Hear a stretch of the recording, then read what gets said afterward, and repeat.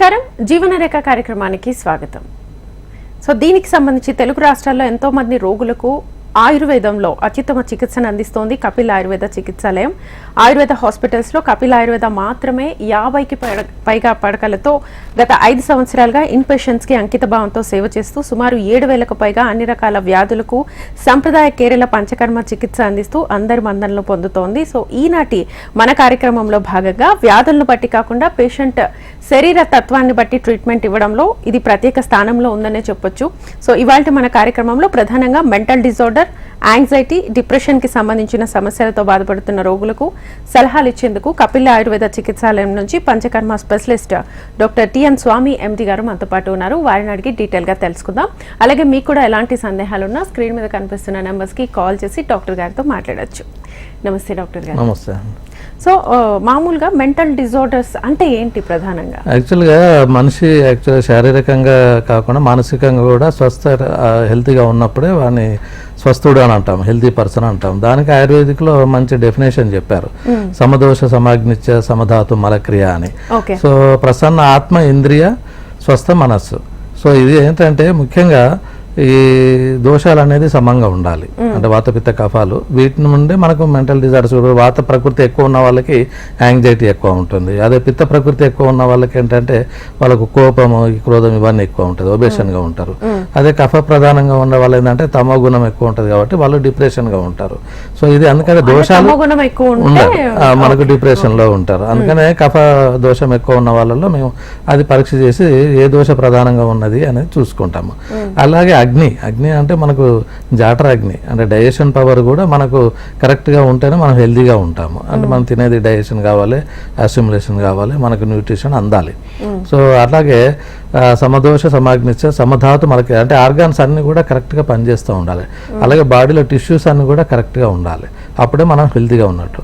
అలాగే ప్రసన్న ఆత్మ, ఇంద్రియ, మనస్సు. సో ఇంద్రియాలు అంటే సెన్స్ ఆర్గాన్స్ అన్నీ కూడా కరెక్ట్గా పనిచేస్తూ ఉండాలి. ముక్కు, చెవు, గొంతు, కన్నులు అన్నీ కూడా కరెక్ట్గా పనిచేస్తూ ఉండాలి. అలాగే మనకు ఆయుర్వేదికల్ అంటే స్పిరిచువల్గా ఎక్కువ చెప్తారు. అంటే మనకు సోల్, ఆత్మ, అంతరాత్మ అనేది కూడా మనకు కరెక్ట్గా ఉన్నప్పుడే, మనసు కూడా హెల్తీగా ఉన్నప్పుడే మనకు హెల్తీ అని చెప్తారు. సో ఇది WHO కూడా రికగ్నైజ్ చేసింది. హెల్త్ డెఫినేషన్ మీకు ఎక్కడ కూడా దొరకదు. ఓన్లీ ఫిజికల్గా బాగానే కనిపిస్తూ ఉంటాడు కానీ మెంటల్గా వాడికి ఎన్నో సమస్యలు ఉంటాయి. సో ఇది ఆయుర్వేదిక్లో ఎప్పుడో దాన్ని చెప్పారు. దీన్ని ఫిలాసఫీ కూడా ఉంటుంది, ఎందుకంటే మెటాఫిజిక్స్ అని కూడా అంటారు. కొన్ని ఫిలాసఫికల్గా కూడా ఆయుర్వేదిక్లో చాలా మటుకు మనం ఎట్లా వచ్చింది, సృష్టి ఎట్లా వచ్చింది, అసలు మనిషి ఎట్లా ఇది వచ్చిండు, మనకు ఏమేమి మనం చేస్తూ ఉండాలి, ఈ అలాగే రీబర్త్లు ఏమైనా ఉన్నాయా, రీబర్త్ సైకిల్ ఏంటి, ఫిలాసఫీ కూడా ఆయుర్వేదిక్లో మెన్షన్ చేశారు. ఇవన్నీ కూడా మనకు మెంటల్గా మనకు ఎఫెక్ట్ అవుతూ ఉంటుంది. ఎందుకంటే ఇది మనిషి మనకు చూడడానికి మామూలుగా శారీరకంగా బాగానే ఉన్నా కానీ మెంటల్గా చాలా ఉన్నాయి. ఈ మెంటల్ డిజార్డర్స్ అనేది ఈ కాలంలో చాలా మటుకు మానసిక ఒత్తిళ్లతోనే అందరూ సమస్యలు ఎదుర్కొనే ఉంటున్నారు, మనకు కనిపించరు. కానీ కాకపోతే ఏంటంటే వాళ్ళకు సమస్య కొద్దిగా ఉన్నప్పుడే మనం ట్రీట్మెంట్ కనుక అడ్వైస్ తీసుకున్నట్లంటే అది దానిలో అంటే సైకాట్రీ దగ్గరికి పోవాల్సిన పని లేదు. మామూలు డాక్టర్ కూడా వాళ్ళకు చిన్న చిన్న సమస్యల్ని కౌన్సిలింగ్ ద్వారా మనం వాళ్ళని నివృత్తి చేయవచ్చు.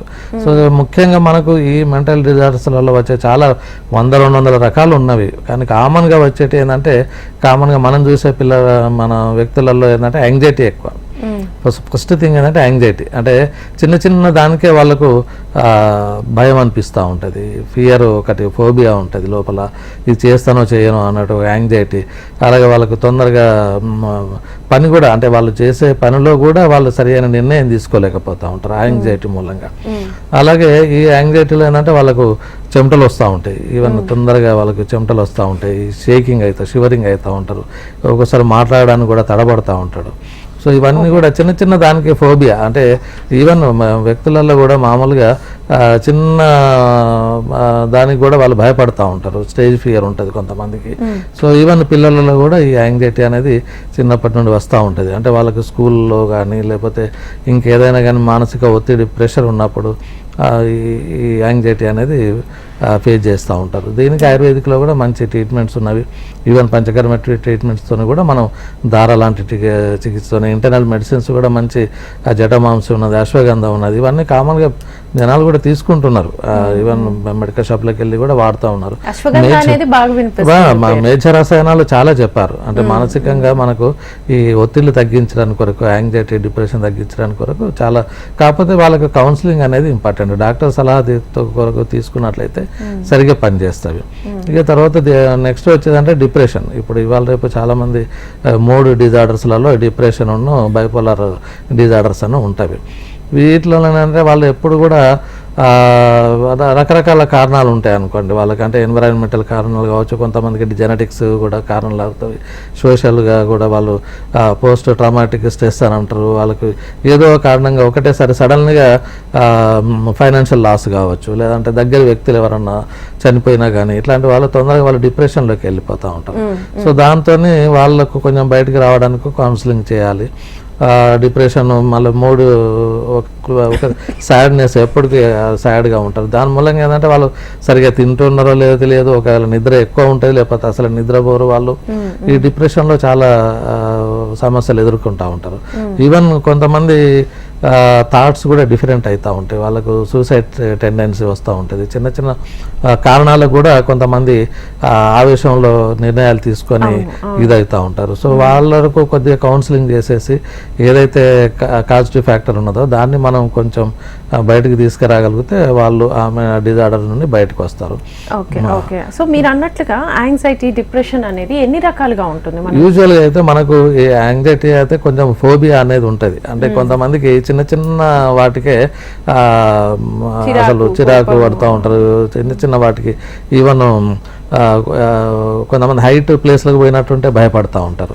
స్విమ్మింగ్ నీళ్ళు అనేసరికి భయపడతా ఉంటారు.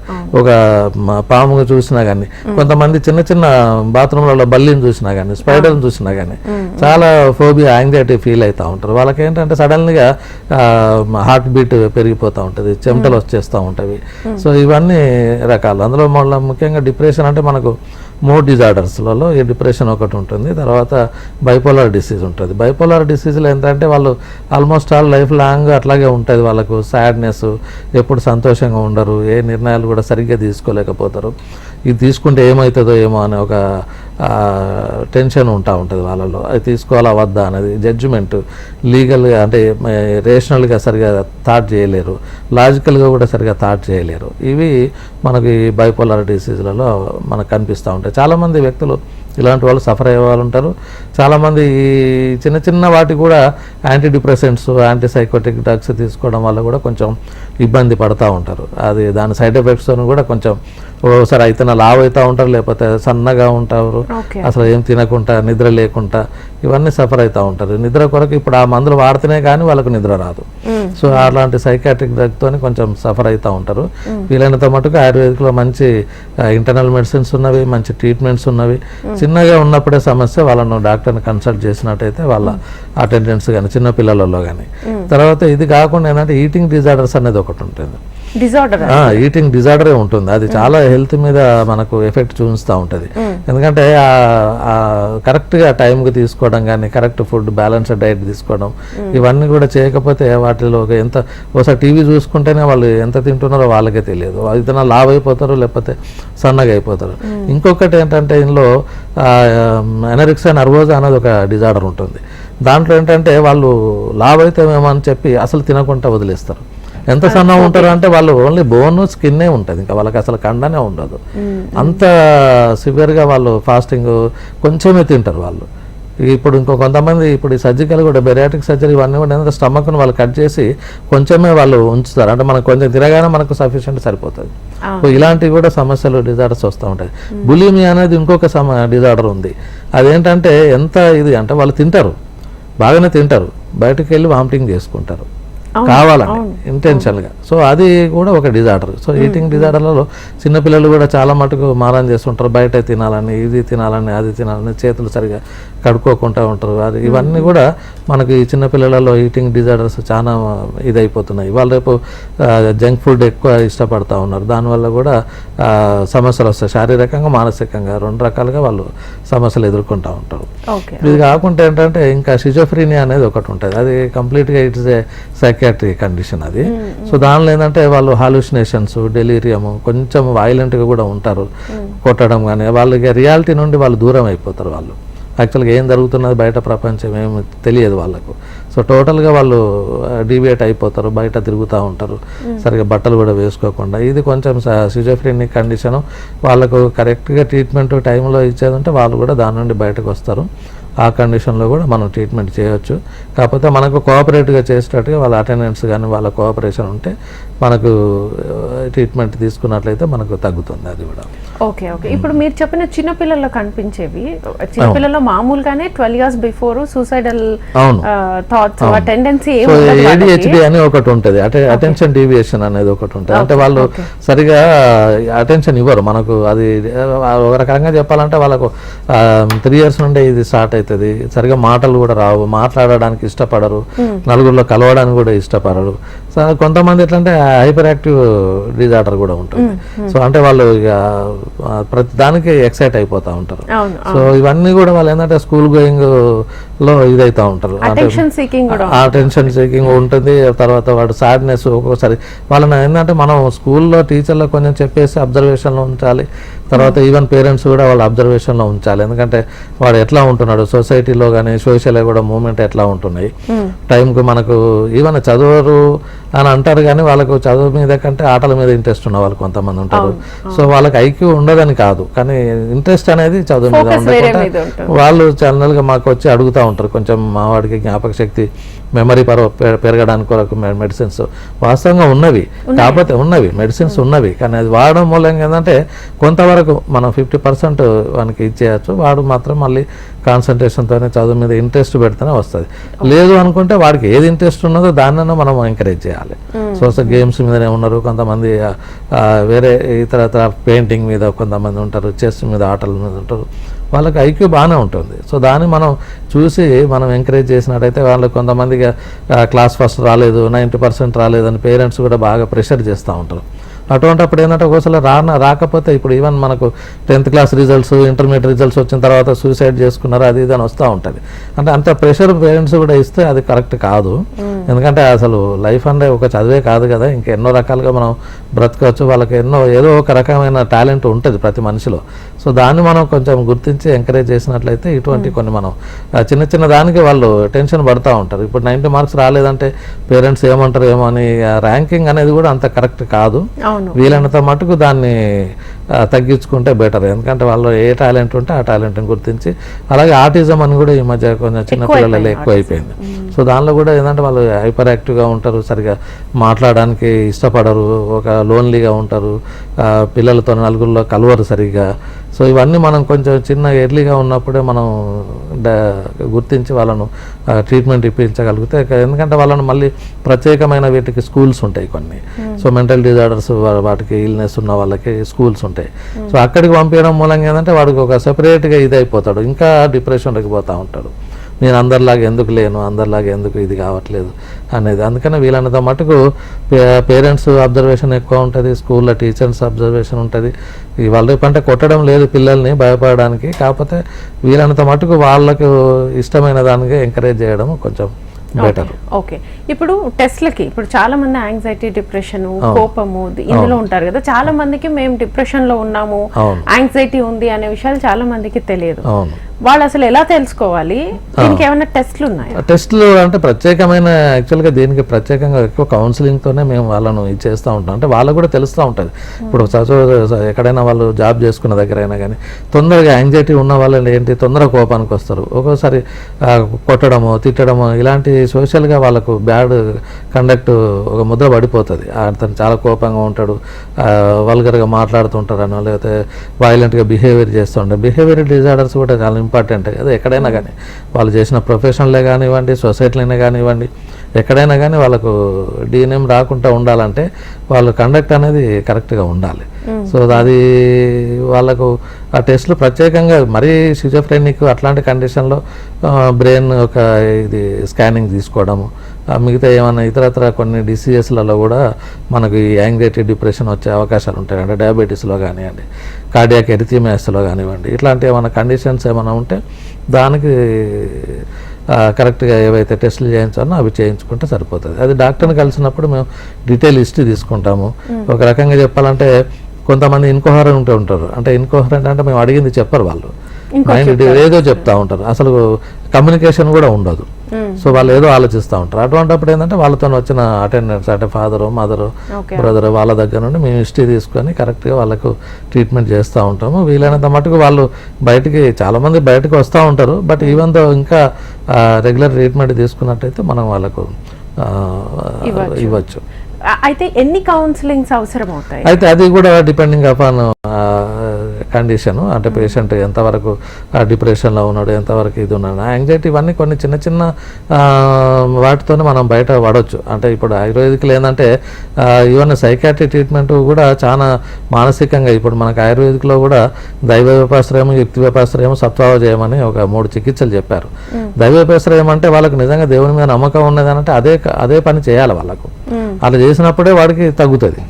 సో దేవుని మీద నమ్మకం మనకు ఏం లేదు, నీకు ఏం లేదు. చాలామంది ఇప్పుడు దేవుళ్ళకు గుళ్ళలకు తీసుకుపోతారు, వానికి మెంటల్గా ఇదైందని చెప్పి అక్కడ కూడా కొన్ని పూజలు చేయిస్తూ ఉంటారు. వాస్తవంగా మంత్ర ఔషధి అనేది మనకు ఆయుర్వేదిక్లో చెప్పారు.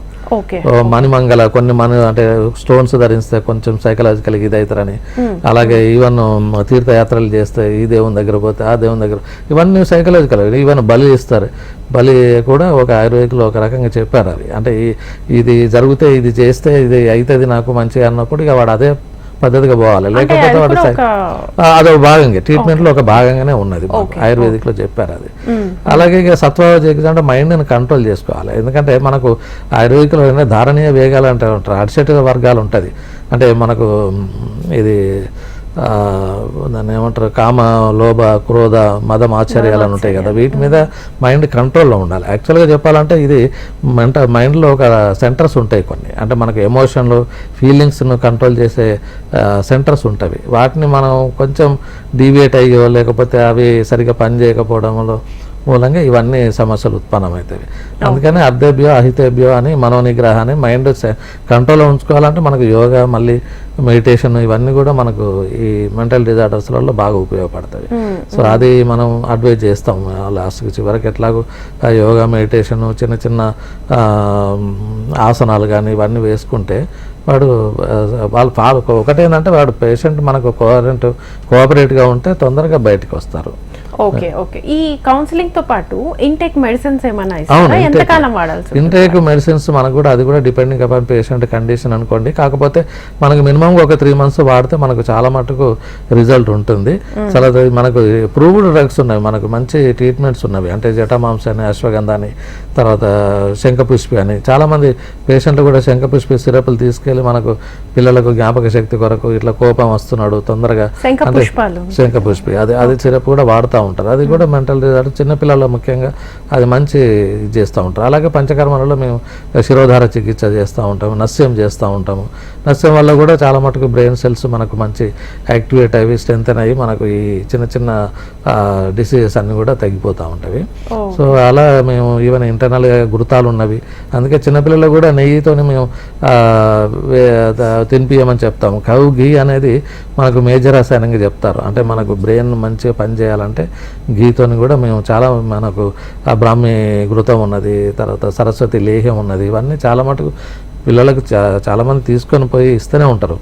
ఇంకొకటి ఏంటంటే ఈ మధ్యకాలంలో మేము స్వర్ణప్రాశన డ్రాప్స్ అనేది కూడా ఒకటి మేము స్టార్ట్ చేసాము కపిల్ చికిత్సాలయంలో. ఎవ్రీ పుష్యమి నక్షత్రం రోజు మేము ఆ పిల్లలకు పుట్టినప్పటి నుండి ఆల్మోస్ట్ పోలియో డ్రాప్స్ లాగానే పుట్టినప్పటి నుండి 16 years వరకు మనం ఆ డ్రాప్స్ వేస్తూ ఉంటాం. దానివల్ల ఏంటంటే మనకు స్వర్ణప్రాశనం, యాక్చువల్గా స్వర్ణం అనేది మనకు గోల్డ్ నానో పార్టికల్ చాలా మటుకు మనకు బ్రెయిన్ మంచి కెపాసిటీ పెంచుతుంది. సో గోల్డ్ వల్ల మనకు అంత గోల్డ్ వల్ల దానిలో మనకు అశ్వగంధం, మళ్ళీ జటమాంస, వచ, ఇవన్నీ కూడా మేజర్ రసాయనంగా కలిపి మేము డ్రాప్స్ తయారు చేస్తాం. సో ఆ డ్రాప్స్ మనకు వేయడం మూలంగా పుష్యమి నక్షత్రం ఎందుకు అని అంటే అది మెంట్ ఫర్ గోల్డ్, అది శ్రేష్టమైంది. 27 నక్షత్రాలలో పుష్యమి నక్షత్రం శ్రేష్టమైంది, అది మెంట్ ఫర్ గోల్డ్. సో అందుకని ఆ రోజే అంటే మంత్లీ ఒక్కసారి వస్తుంది, అదే రోజు మేము వాళ్ళకు మేము అడ్వర్టైజ్ చేస్తూ ఉన్నాము. మాకు కపిల్ చికిత్సాలయంలో చంపాపేటలో వేస్తూ ఉన్నాము, తర్వాత కుక్కట్పల్లి బ్రాంచ్ ఇది డ్రాప్స్ వేస్తాం. లేదు 16 years బిలో, అంటే 16 years. ఓకే సార్, కంటిన్యూ చేద్దాము. చంద్రశేఖర్ మెదక్ నుంచి కాలర్ ఉన్నారు. నమస్తే అండి. నమస్తే మేడం. చెప్పండి. మాట్లాడండి డాక్టర్ గారు. సార్ డాక్టర్ నమస్తే డాక్టర్ గారు. చెప్పండి సార్ నాకు ఇద్దరు బాబులు సార్, నాకు 19-18 ఇయర్స్ సార్. ఇద్దరు కూడా చిన్నప్పుడు చూపిస్తే వాళ్ళకి ఐక్యూ తక్కువ ఉందని చెప్పిస్తారు డాక్టర్స్. Okay okay. అంటే చదువులో తక్కువ ఉందా, మిగతా విషయాలలో కూడా ఐక్యూ తక్కువనే ఉందా? చదువులో సార్. ఓకే, మిగతా విషయాలన్నీ బాగానే ఉంటారా? ఆటలు పాటలు మిగతా విషయాలు బాగానే ఉంటారు కానీ అస్తమానం కొట్టుకుంటారు సార్, గొడవ పడతారు ఇంట్లో. ఓకే ఓకే పొద్దు అస్తమానం ఫోన్లో ఆడడం కానీ, బయట తిరుగుతూ బాగానే తిరుగుతారు మళ్ళీ. అదే సో వాళ్ళకి సమస్య ఏం లేదు, కొంచెం కౌన్సిలింగ్ చేస్తే వాళ్ళకి తగ్గిపోతుంది. అది వాళ్ళకి ఐక్యూ తక్కువ అని కాదు, కాకపోతే మనకు ఇంట్రెస్ట్ కలిగేలా వాళ్ళు దేంట్లో ఇంట్రెస్ట్ ఉన్నారో వాళ్ళను దాంట్లో ఎంకరేజ్ చేయాల్సి వస్తుంది. అలాగే వాళ్ళకు మీరు భయపెట్టడం కానీ సైకాట్రిక్ డ్రగ్స్ కానీ వాడడం మూలంగా చాలా మటుకు సైడ్ ఎఫెక్ట్స్ ఉంటా ఉన్నవి. ఆయుర్వేదిక్లో మంచి ట్రీట్మెంట్స్ ఉన్నవి. మీరు ఆ ఫోన్ నెంబర్కి కాల్ చేసి మాతో డైరెక్ట్గా కన్సల్ట్ చేసేటట్టయితే మీకు అలా మేము కౌన్సిలింగ్ చేసి కనుక మెడిసిన్స్ ఇస్తే చాలా మార్పు వస్తుంది పిల్లలలో. సో ఈ సబ్లింగ్స్ కొట్లాటలు అనేది బాగా ఉంటాయి పిల్లలలో, సో ఎక్కువ అవుతుంటుంది వీళ్ళలో. కాకపోతే ఏంటంటే ఇప్పుడు ముఖ్యంగా ఇది డైవర్ట్ కావడం సెల్ ఫోన్స్ అనేది చాలా ప్రభావితం చేస్తూ ఉన్నవి. ఎందుకంటే అవి ఓ రకంగా చెప్పాలంటే ఇక మైండ్ దానిలో ముఖ్యంగా ఆన్లైన్ గేమ్స్ అనేవి ఉన్నవి. దాంతో మైండ్ చాలా మటుకు వాళ్ళకు హైపర్ యాక్టివ్ అయిపోతున్నారు, ఒక రకంగా డీవియేట్ అయిపోతున్నారు. పిల్లలలో మనకు చిన్నప్పటి నుండే వాళ్ళకు ఒక రకంగా డిప్రెషన్లో ఉన్నారా లేదా అని మనకు కాంటాక్ట్లో సరిగా ఉన్నారా లేదా, వాళ్ళు ఎట్లా చదువుతున్నారు ఏందనేది, వాళ్ళు ఎలా మాట్లాడుతున్నారు, ఎలాంటివి మాట్లాడుతున్నారు, ఏమైనా డెత్ గురించి మాట్లాడుతున్నారు, సూసైడ్ టెండెన్సీ మాట్లాడుతున్నారు, ఇవన్నీ మనం గమనించి కనుక వాళ్ళకి కౌన్సిలింగ్ ఇచ్చినట్లయితే వాటి నుండి బయటపడతారు. ముఖ్యంగా ఇట్లాంటి వాళ్ళకి ఏంటంటే కొద్దిగా వాళ్ళను కొద్ది రోజులు అయితే హాస్టల్లో కానీ, హాస్టల్లో వేయడం మూలంగా కూడా కొంత ఒక్కొక్కసారి బాగా అవుతుంది, ఒక్కొక్కసారి చెడిపోయే ప్రమాదం కూడా ఉంది. బట్ కొన్ని మంచి హాస్టల్లో చూసి వాళ్ళకు కొంచెం కౌన్సిలింగ్ ఇస్తే వాళ్ళు కొంచెం డైవర్ట్ కావాలి. ఇంట్లో అట్మాస్ఫియర్ ఏంటంటే చదువుకోవడానికి ఒక్కొక్కసారి ఉండకపోవచ్చు, ఐదర్ మనకు ఫ్యామిలీ ప్రాబ్లమ్స్తోనే కావచ్చు, సోషల్గా కావచ్చు, ఎన్విరాన్మెంటల్ ప్రాబ్లమ్సే కావచ్చు, ఇవన్నీ కూడా మనకు ఎఫెక్ట్ పడుతూ ఉంటాయి. సో అందుకని వాళ్ళను కొంచెం వీటి నుండి డీవియేట్ చేయాలి. చేసినట్లయితే వాళ్ళకి ఇప్పుడు సెల్ ఫోన్ లేదు అవైలబుల్ అన్నప్పుడు వాళ్ళు మెంటల్గా ప్రిపేర్ అవుతారు. ఎదురుగా కనిపించేసరికి ఇక తప్పదు, వాళ్ళు ఆడుతుంటారు. సో అందుకని దాన్ని కొంచెం డైవర్ట్ చేస్తూ ఉండాలి. సో వాళ్ళకు ఉన్న ఇప్పుడు స్టడీస్లలో వాళ్ళకు కొంచెం పూర్ ఉంటున్నారు కాబట్టి ఎంకరేజ్ చేసేటట్టుగా వాళ్ళకు టీచర్స్తో కొంచెం చెప్పి కౌన్సిలింగ్ చేసినట్టయితే సమస్య తీరుతుంది. Okay okay. మీరు ఇందాక చెప్పారు కదా బిఫోర్ 16 years లోపల వాళ్ళకి డ్రాప్స్ అని చెప్పేసి, అవి ఎవరైనా తీసుకోవచ్చా లేకపోతే? ఎవరైనా, అంటే మేల్ ఫీమేల్ ఎవరైనా తీసుకోవచ్చు. ఇప్పుడు ఈ యాంగ్జైటీ డిప్రెషన్ అనేది ఏజ్ ఏదని ఏం లేదు, అందరికి అమ్మాయిలు అబ్బాయిలు ఇద్దరికి ఇది కూడా అలాగే తీసుకోవాలి. ఈవెన్ కొన్ని వేల సంవత్సరాల క్రితం మనకు పుట్టగానే మనకు బంగారు స్వర్ణ భస్మాన్ని బంగారు రాడుతోనే నాలుక మీద రాసేవాళ్ళు. అంటే అది ఏంటంటే మేజర్ రసాయనంగా ఉంటుంది, at the same time immunity develop చేస్తుంది, జీర్ణ ప్రక్రియ కరెక్ట్గా ఉంటుంది, తర్వాత హెల్తీగా తయారవుతారు పిల్లలు కూడా మానసికంగా అండ్ శారీరకంగా. సో ఈ డ్రాప్స్ వేయడం వల్ల అదే వ్యాధి నిరోధక శక్తి పెరుగుతుంది, తర్వాత ఇమ్యూనిటీ మంచి వస్తుంది, తర్వాత జ్ఞాపక శక్తి పెరుగుతుంది, డైజెషన్ జీర్ణక్రియ మంచిగా వస్తుంది, ఇన్ని బెనిఫిట్స్ ఉన్నవి. సో మీరు డైరెక్ట్గా మా దగ్గర వచ్చి వేయించుకుంటే ఎవ్రీ మంత్ మీకు రిమైండింగ్ వస్తూ ఉంటుంది, లెటర్ అది కాల్స్ ఎవ్రీ మంత్ 60 years వరకు ఎవ్రీ మంత్ ఒకసారి స్టార్ట్ చేసినట్టు ఎవ్రీ మంత్ తీసుకుంటే మనకు బెనిఫిట్స్ ఎక్కువ ఉంటాయి. సో వాళ్ళు రిమైండ్ చేస్తారు. లేదు అంటే మా దగ్గర మీరు ఇంటి దగ్గర వేసుకున్నట్లే అనుకున్నా కానీ మా దగ్గర మాకు డ్రాప్స్ ఇస్తాము, తీసుకొని మీరు పర్చేజ్ చేసుకొని నాకు ఇంటి దగ్గర వేసుకోవచ్చు. సో ఇది చాలా మటుకు ఇది అవుతున్నాయి. కాకపోతే ఏంటంటే దీంట్లో కూడా మనకు ప్రిపరేషన్ అనేది ఇంపార్టెంట్. సో అందుకనే వీలైనంత మటుకు హైదరాబాద్లో 2 సెంటర్లు ఉన్నాయి కాబట్టి మీరు ఒకసారి అప్రోచ్ అయ్యి ఫోన్ ద్వారా పుష్యమి నక్షత్రం ఏ డేట్లో వస్తుందంటే వాళ్ళు అన్ని డీటెయిల్ చెప్తారు. ఆ రోజు పిల్లల్ని తీసుకొచ్చి కనుక డ్రాప్స్ వేయించేటైతే మంచి రిజల్ట్స్ ఉంటుంది. Okay okay. సో అలాగే ఇప్పుడు గట్ అండ్ బ్రెయిన్ కనెక్షన్ ఏంటి? అవును, అదే ఇది ఈ న్యూరో సైన్స్ ఇది. అంటే యాక్చువల్గా మనకు ఏ టైంకు తినాలి, ఏ టైంకి అనేది మనకు ఎవరు చెప్తారు, సిగ్నల్స్ అన్నీ కూడా మళ్ళీ బ్రెయిన్ నుండే రావాలి. ఆ టైంకి మనం ఫుడ్ కరెక్ట్గా బ్యాలెన్స్డ్ డైట్ తీసుకున్నట్టయితే మైండ్ కూడా హెల్తీగా ఉంటుంది. మీరు సరిగ్గా మీరు ఆ టైంకి ఫుడ్ తీసుకున్నట్టయితే మైండ్ కూడా ఎఫెక్ట్ చేస్తూ ఉంటుంది. సో మీరు అందుకే మీరు ఏదైనా మంచి బిర్యానీ వాసన వచ్చింది అనుకోండి ఆకలి అయినప్పుడు, జ్యూసెస్ అన్నీ కూడా కూడా మనకు మెంటల్గా సిగ్నల్ వెళ్ళిపోతుంది. సో జ్యూసెస్ అన్నీ కూడా కరెక్ట్గా మనకు రిలీజ్ అవుతూ ఉంటాయి. ఆ టైంలో కరెక్ట్ ఫుడ్, బ్యాలెన్స్ ఫుడ్ తీసుకున్నట్టయితే అది గట్ న్యూరో సైన్స్ అనేది ఈ మధ్య ఎప్పుడో చెప్పారు, బట్ ఈ మధ్య అది ఇంకా ఎక్కువ ప్రాచుర్యంలోకి వచ్చింది. ఇది ఆయుర్వేదిక్లో ఎప్పుడో చెప్పారు మనం, ఎందుకంటే ఇది యాక్చువల్గా ట్రీట్మెంట్ ఆస్పెక్ట్లో వచ్చేదంటే న్యూట్రిషన్, డైట్, కరెక్ట్గా ఎక్సర్సైజ్, తర్వాత కరెక్ట్ స్లీప్, అది కనుక ఉంటే ఏమి మనకు బ్యాలెన్స్డ్ డైట్, తర్వాత దినచర్య, రుతుచర్య ఇవన్నీ కనుక తీసుకున్నట్టయితే మనకు ఏమి ఇది ఉండదు. ఈవెన్ మనకు చిన్నప్పుడు అందరూ మాడ మీద నూనె పోసి ఇది చేస్తూ ఉంటారు, ఆయిల్ మసాజ్ చేస్తూ ఉంటారు. ఈవెన్ బాడీలో కూడా మొత్తం ఆయిల్ మొత్తం మసాజ్ చేస్తూ ఉంటారు. సో దానివల్ల అన్ని నర్వ్స్ అన్నీ కూడా మంచి స్టిమ్యులేట్ అయిపోతుంది, బ్రెయిన్ కూడా మంచి హెల్దీగా ఉంటుంది, చక్కగా నిద్రపోతారు పిల్లలు. అదంతా కూడా ఇప్పుడు ఆయిల్ అప్లై చేయొద్దు, అది చేయొద్దని ఇప్పుడు అంతా కొత్తగా చెప్తున్నారు. సో అప్పుడు ఉన్న మెయిన్గా ఏంటంటే మనకు అందుకే ఆయుర్వేదిక్లో కరెక్ట్గా ఈవెన్ ఇప్పుడు మనకు చెప్పినట్టుగా ఏంటంటే ఇంద్రియాలను మనకు ఆత్మ అనేది కూడా ఇంపార్టెంటే, సోల్ ఇంపార్టెంటే, అది కూడా దాన్ని మనం చూసుకోవాలి.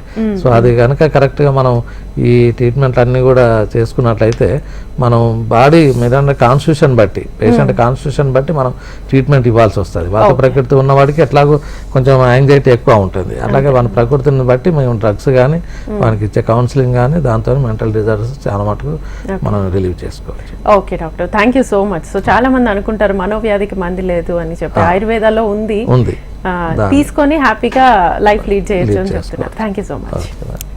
చూసారు కదండి, ఇది ఇవాల్టి జీవనరేఖ కార్యక్రమం. నమస్తే.